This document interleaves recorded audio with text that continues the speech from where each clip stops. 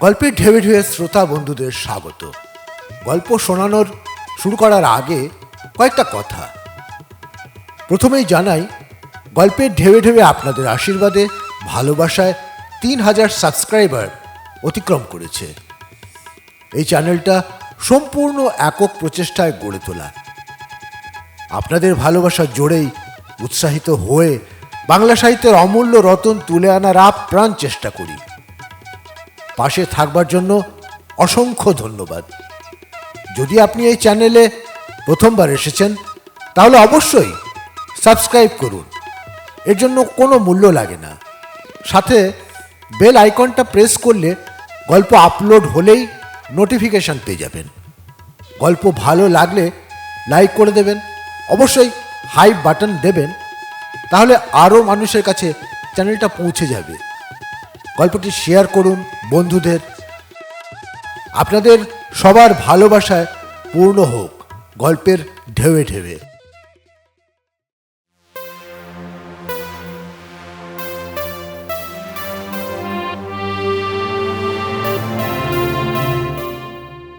আজকের গল্প পড়ছি ত্রাণ। লেখক অচিন্ত্য কুমার সেনগুপ্ত। গল্প পাঠে আমি সাগর লাহিড়ী।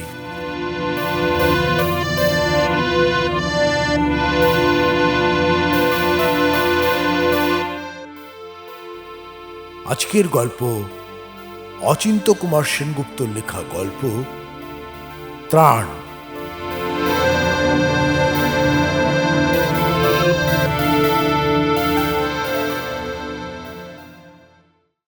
এবার বলতে হয়, প্রায় কানে কানে বলার মতো করে বলল সুগত। ওরে বাবা! মালিনী আঁতকে উঠল। সে কি?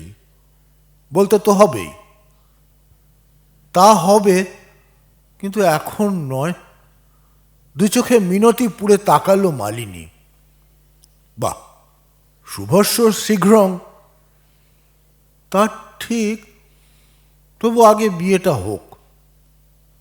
বাহ, বিয়ের আগেই তো বলে। কত আগে থেকেই জানাজানি হয়, চিঠি ছাপায়।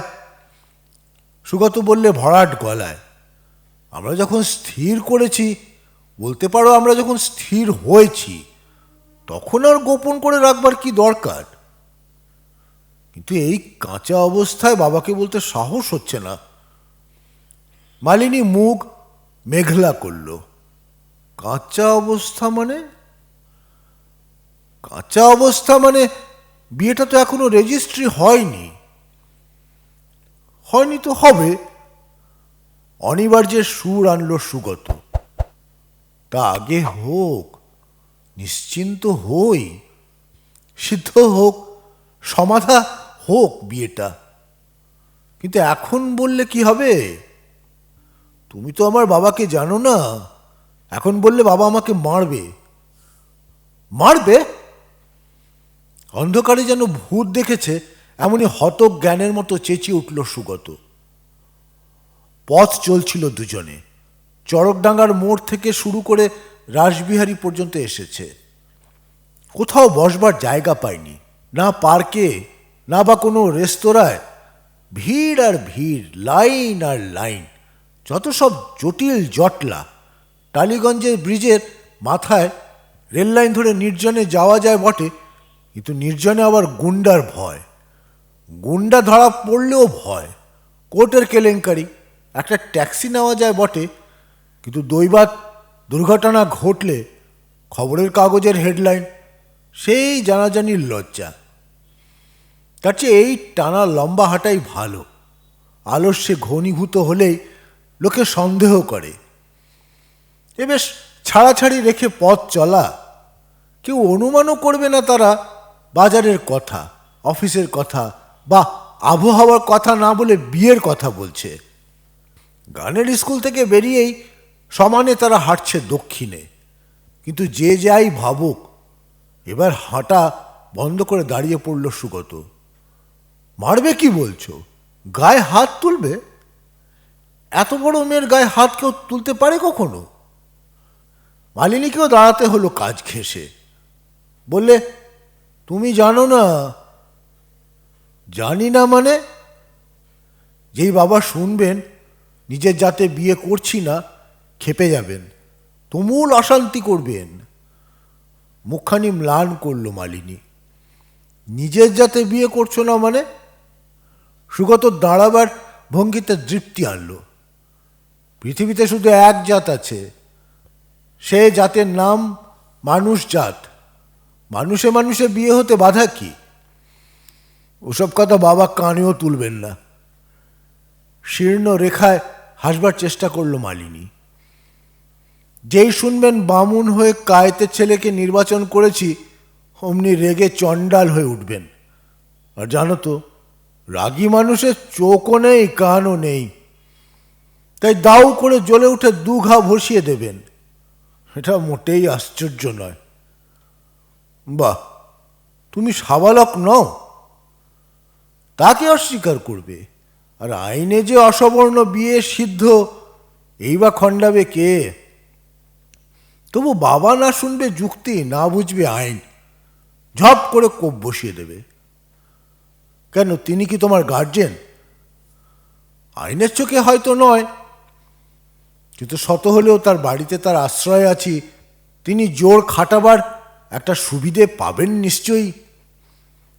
মালিনী সন্নিহিত হবার কৌশলে ইলেকট্রিক পোস্টটার ওপাশে গিয়ে দাঁড়ালো, যেন পোস্টের ব্যবধানের দরুন ওদের অসম্পৃক্ত দেখাবে। তাছাড়া মারধর কি?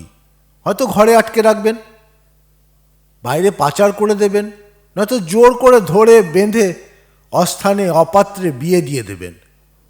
বদনার মুলুক চলে গিয়েছে, এ কি এখন মগের মুলুক? সুগত ঘাড় বাঁকা করে তাকালো। তার চেয়েও খারাপ গাড়ুর মুলুক। চোখের সামনে রাস্তার দিকে তাকিয়ে মালিনী বললে, ওজনে ভারী, ঠাটে সনাতন, আর জলের বেলায় ছিরিক ছিরিক। তাহলে কি বলছো, তোমাকে নিয়ে পালিয়ে যাব? ছি, পালিয়ে যাব কেন? আমরা বিয়ে করতে চেয়ে কি কোনো অপরাধ করেছি? তবে আবার হাঁটতে শুরু করলো দুজনে। আমি বলছি আগে বিয়েটা হোক। দু চোখ উজ্জ্বল করলো মালিনী। তারপর একদিন আস্তে সুস্তে বাবাকে বলি। আস্তে সুস্তে বলবে? কিন্তু তোমার বাবা যদি শোনা মাত্রই দেন দু ঘা, সাহস পাবেন না। কেননা আমি তখন একজনের স্ত্রী, মানে তোমার স্ত্রী। তার দু ঘা বসিয়ে দিতে আপত্তি কি? বসিয়ে দিলে কি করতে পারো? বা তখন তুমি করবে? আমি করব? হ্যাঁ, তোমার স্ত্রীকে যদি কেউ আঘাত করে, সে তো তোমার স্বামিত্বকে, তোমার সত্যকে আঘাত করা। তখন তার প্রতিকার তোমার হাতে। ঠিক বলেছ। তাহলে চুপি চুপি বিয়েটা আগে শেষ হয়ে যাক, তারপর মিউজিক ফেস করা সহজে হবে। সহজ হবে যেহেতু যা অব্যাহ্য তাকে আর বারণ করা যাবে না। কিন্তু চলতে চলতে ঘেঁষে এলো মালিনী। সাক্ষী পাবে কোথায়? তারা যদি বলে দেয়। তোমার কি বুদ্ধি! সাক্ষী তো নোটিশে নয়, সাক্ষী একেবারে পাকা দলিলে। তখন তো কর্মফতে, তখন তো জানাবেই, জগৎজনকে জানাবে। এবার সুগত ঘেঁষে এলো। আমার অফিসের বন্ধুরা সাক্ষী হবে। ইন্দ্রনাথ তো আবার তোমার দাদারও বন্ধু। রেজিস্ট্রির আগে কিন্তু ভেঙো না তার কাছে। মাথা খারাপ? সুগত সরে গেল। আচ্ছা, তোমার মার কথা তো কিছু বললে না? তার শুধু কান্না। স্বামীর জন্যও কাঁদবেন, মেয়ের জন্যও কাঁদবেন। আর তোমার দাদা শশাঙ্ক? জানি না, চুপচাপই থাকবে বোধহয়। চুপচাপই বিয়ে হয়ে গেল। দলিলে সই করে মালিনী এমন সহজে বাড়ি ফিরল যেন গানের স্কুল থেকে গিটার বাজিয়ে আসছে, আর সুগত যেন ফুটবল ম্যাচ দেখে। একটা ফুল নয়, একটা কণা আলো নয়, এক পেয়ালা চা পর্যন্ত নয়, শুধু একটা দস্তখতেই কিস্তিমাত। মানচিত্রের দাগ টেনে দিয়েই স্বাধীনতা। এবার বলতে হয় মালিনীর বাবাকে, কান্তিবাবুকে।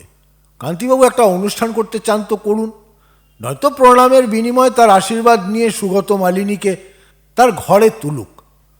ইন্দ্রনাথ কথাটা প্রথমে শশাঙ্ককে বললে। তুমি জানলে কি করে? আমি তো দলিলের সাক্ষী। সার্টিফিকেটটা দেখবে? বাবাকে দেখাও গে। ফেটে পড়তে চাইল শশাঙ্ক। তোমার বোনের কীর্তি তুমি বললেই তো ভালো হয়।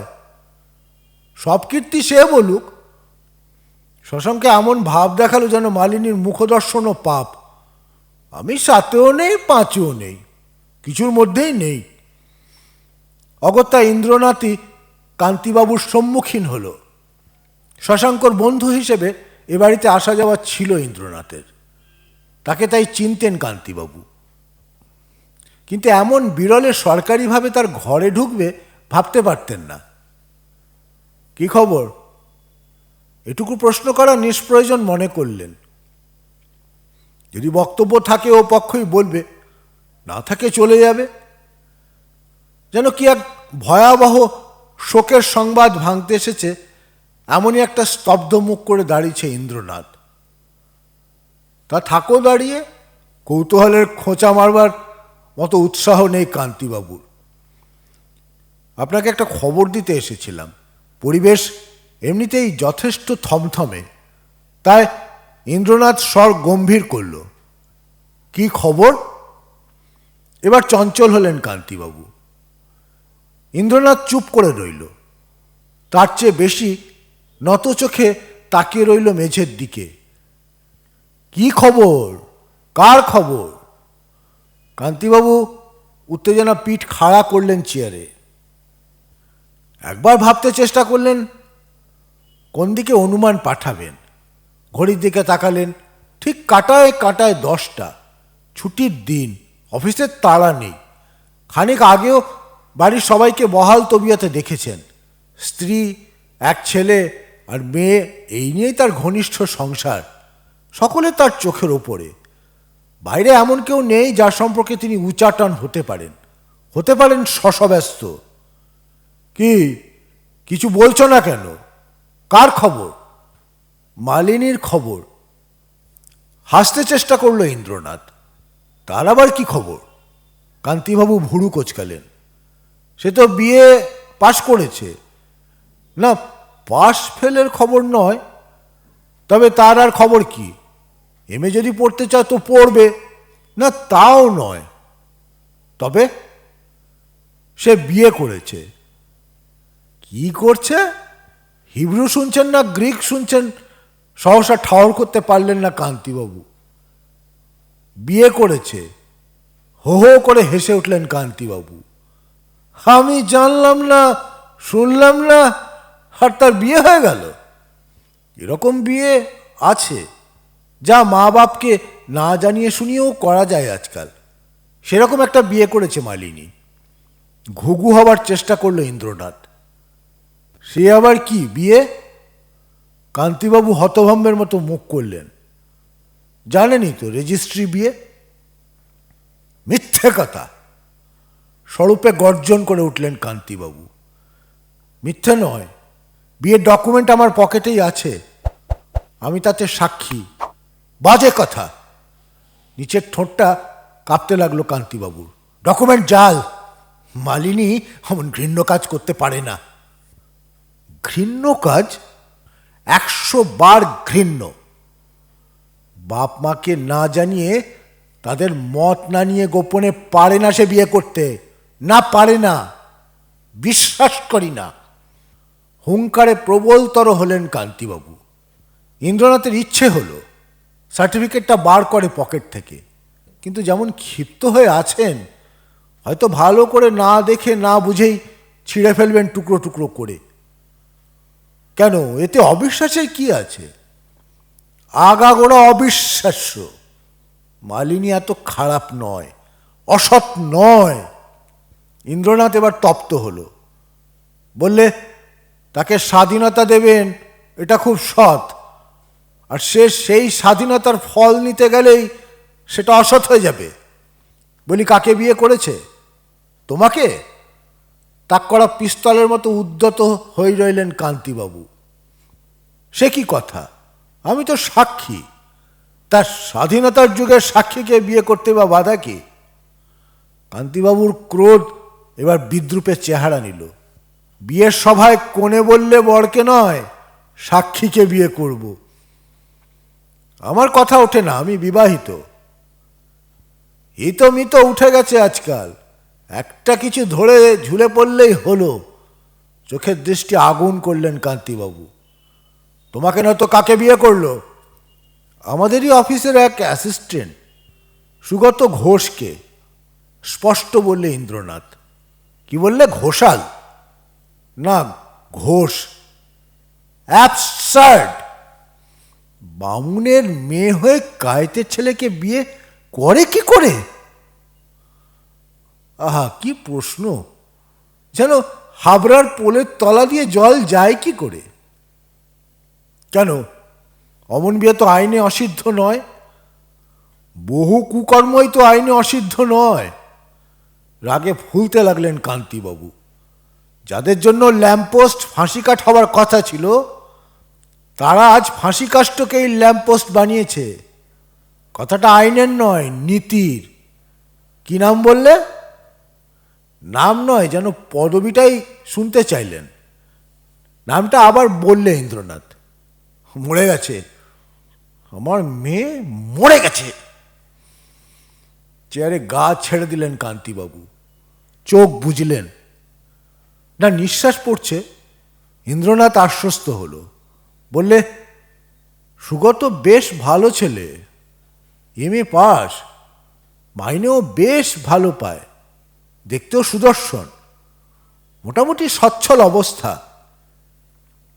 দেখল, দু হাতে কান চেপে ধরেছেন কান্তিবাবু।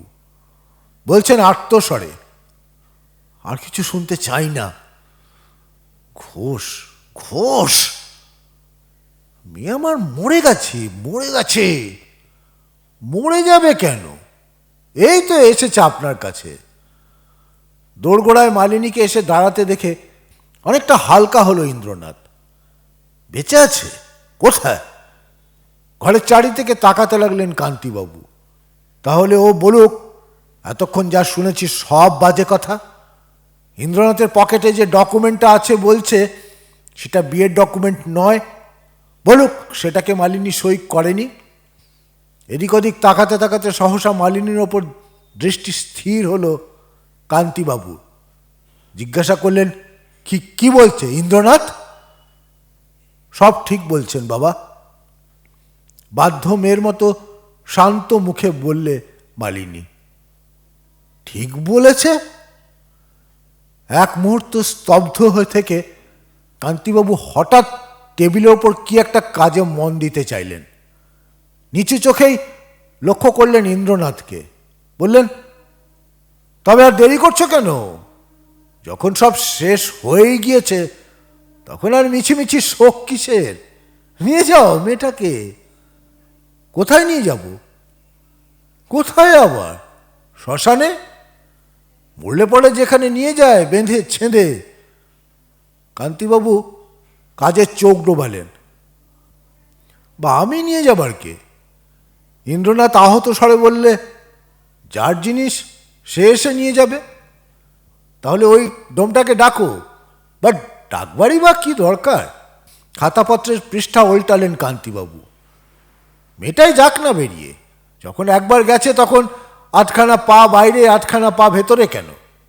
পুরোপুরি আউট হয়ে যাক। কি আশায় দাঁড়িয়েছিল কে জানে। মালিনী দ্রুত পায়ে চলে গেল ভেতরে।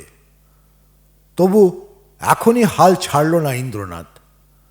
বললে, এ প্রায় দেখা গেছে যে এরকম ব্যাপারে গোড়ায় সব বাপমাই কঠিন হয়, বিমুখ হয়। কালক্রমে সংকল্পের ধার হয়ে যায়, মেয়ে জামাইকে স্বীকার করে নেয়। ভবিষ্যতে তাই যখন হবে তখন এ নির্দয়তা কেন? হবে না। হুঙ্কার ছাড়লেন কান্তিবাবু। ইন্দ্রনাথ আরো বললে, আইনে যখন এই বিয়ে বৈধ তখন একটা অনুষ্ঠান করাই শোভন হবে। কান্তিবাবুর সম্ভ্রান্ততাও তাই দাবি করে। অনুষ্ঠান করে তার আত্মীয় বন্ধুবর্গের একটা প্রকাশ্য সমর্থন তো তার আদায় করা উচিত। তাছাড়া মেয়েটার মনেও তো একটা উৎসবের বাসনা আছে। তাকে উপবাসী রাখা কেন? কান্তিবাবু আবার হুঙ্কার ছাড়লেন, অসম্ভব। বেশ, তবে সুগতকে ডাকি, ও এসে আপনাদের প্রণাম করে আশীর্বাদ চেয়ে নিক। খবরদার, ওর স্পর্ধা কি ও আমাদের পাঁচ হয়ে? লাল চোখ তুললেন কান্তিবাবু। ও যদি এ বাড়ি ঢোকে বলে দিও অপমান হয়ে যাবে। নিজেই হুড়মুড় করে উঠলেন চেয়ার ছেড়ে, বাড়ির ভেতরে এসে পড়লেন। মালিনীকে বললেন, যেখানে বিয়ে করেছ সোজা সেখানেই চলে যাও। যদি আগে আমরা নেই, পরেও আমরা নেই। এখনই চলে যাব বাবা, এখনই, এক বস্ত্রে, হুকুম দিলেন কান্তিবাবু। হাতে গলায় কানে যে সামান্যতম গয়না ছিল তাও খুলে দিতে যাচ্ছিল। মা কেঁদে উঠলেন। কান্তিবাবু বললেন, সব খুলে দিয়ে যাবে। শ্মশানে পাঠাবার আগে গা থেকে সমস্ত গয়না খুলে রাখে সংসার, নইলে ছিটে পোটা যা থাকবে সব ডোম নেবে। ডোমে নিলে আমার সহ্য হবে না। গয়নার ছোঁয়াচটুকুও না রেখে এক বস্ত্রে চলে গেল মালিনী। ইন্দ্রনাথ শশাঙ্ককে এসে ধরল, বললে, ভেবেছিলাম তুমি মেয়েটার পক্ষ নেবে, তাকে এই লাঞ্ছনার থেকে বাঁচাবার জন্য তার হয়ে লড়বে তুমি। ওরে বাবা, আমি লড়বো বাবার বিরুদ্ধে? শামুকের মতো গুটিয়ে গেল শশাঙ্ক। 100 বার লড়বে, বিদ্রোহ করবে, সমাজের ওসব সনাতনী ফসিলসকে ছুঁড়ে ফেলে দেবে সমুদ্রে। নইলে আর তুমি এই যুগের যুবক কি? যাও, বাজে কথা বকো না, নিজের চরকায় তেল দাও গে, যাও। শশাঙ্ক মুখ ফিরিয়ে নিল। সেই রাত্রেই কান্তিবাবু নিশ্চিন্ত মনে উইলের খসড়া করলেন। এমনিতে মেয়েটাকে প্রত্যাখ্যাত করতেন কি করে যদি জাত ধর্মে ঠিক ঠিক বিয়ে করত? প্রত্যাখ্যাত করলেও মেয়ের মনে ক্ষোভ থাকতো, পাছে কোথাকার কে পরের বাড়ির ছেলে এসে সম্পত্তিতে ভাগ বসায়, তারই জন্য আমাকে ঠকিয়েছে। সে ক্ষোভে ভাইয়ের সঙ্গে সদ্ভাব দূরের কথা, মুখ দেখা দেখিও থাকতো না। কিন্তু এখন মালিনীকে উৎখাত করবার সুন্দর অজুহাত পাওয়া গেছে। ঘোষাল হলেই বুক চচ্চর করত। আর এ তো ঘোষ, মালিনী এক্ষেত্রে সহজেই ভাবতে পারবে। বাবা তাকে ন্যায্য কারণেই প্রত্যাখ্যান করেছেন। শত হলেও বাবা সেকেলে মানুষ। যুগের প্রয়োজনে, প্রেমের প্রয়োজনেই তার যে সংস্কার, তার সে সংস্কার সে মান্য করতে পারেনি। তাই সবসময় নিজেকে সে অপরাধী বলে ভাববে। আর তাই যখন সে দেখবে বাবা তাকে সম্পত্তির কানা করিও দেননি, উইল করে সব কিছু একা দাদাকেই দিয়ে গিয়েছেন, তখন সে এতটুকুও ক্ষুব্ধ হবে না। নিজেকে বঞ্চিত ভেবে প্রার্থনাও করবে না ঈশ্বরের কাছে। সম্পত্তি পায়নি বলে যদি মনে ক্ষোভ রাখে, তাহলে আর প্রেম কি? গভীর রাত্রে পায়চারি করছিলেন কান্তিবাবু। স্ত্রীকে জাগালেন ঘুম থেকে, বললেন, মালিনী আমাদের খুব ভালো মেয়ে, লক্ষ্মী মেয়ে। ধর্মর করে উঠে বসলেন মহামায়া। আমাদের একটি পয়সাও খরচ করালো না। অন্ধকারে হেসে উঠলেন কান্তিবাবু। প্রায় 20-25 হাজার টাকা বাঁচিয়ে দিল, হয়তোবা আরও বেশি। আর এত লক্ষ্মী! মহামায়া অন্ধকারে দেখতে লাগলেন চারিদিক। আর এত লক্ষ্মী গায়ে শেষ সোনাটুকুও ফিরিয়ে দিল। তারপর কি হলো বলা নেই, কওয়া নেই। একদিন শশাঙ্ক অপর্ণা নাককে বিয়ে করে ঘরে আনলো। কাকে? কান্তিবাবু বুক ফাটা আর্তনাদ করে উঠলেন। নাককে? তুই তুই কথা শেষ করবার আগে কান্তিবাবুর মুখ সবলে চেপে ধরলেন মহামায়া। বললে, তুমি মেয়েকে পর করে দিয়েছ, ছেলেকে পর করে দিতে পারবে না, কখনোই না। ছেলেই তো সব, ছেলের জন্যই তো সব কিছু, ছেলের জন্যই তো যত কিছু। ছেলে না হলে আমাদের দেখবে কে? নাম ধাম বংশ রাখবে কে? না, আর তুমি নিষ্ঠুর হতে পারবে না, কিছুতে না। বেরিয়ে যা বলতে পারলেন না কান্তিবাবু, কথাটা গিলে ফেললেন। এবার আমি অনুষ্ঠান করব, ঢালাও নিমন্ত্রণ করব, কিছু বলতে পারবে না। বলে রাখছি। মহামায়া আনন্দে উদ্বেল হয়ে উঠলেন। তবু মধ্যরাত্রে কান্তিবাবু চুপি চুপি উঠলেন বিছানা থেকে। আলমারি খুলে বার করলেন উইল। ভাবলেন ছিঁড়ে ফেলি। ভাবলেন এক অপরাধে অপরাধী ছেলে মেয়েতে কেন আর তফাত করি। আইন যাকে যা দিয়েছে তাই দুজনে নিক ভাগাভাগি করে। যা হওয়ার হোক, আমি নিরপেক্ষ থাকি। না মেয়েকে, ছেলেই তো সব, ছেলেই তো 16 আনা। উইলটা আবার ভেতরের ড্রয়ারে রেখে আলমারির দরজা বন্ধ করলেন কান্তিবাবু। শুলেন নিশ্চিন্ত হয়ে। শুতে শুতেই ঘুমিয়ে পড়লেন।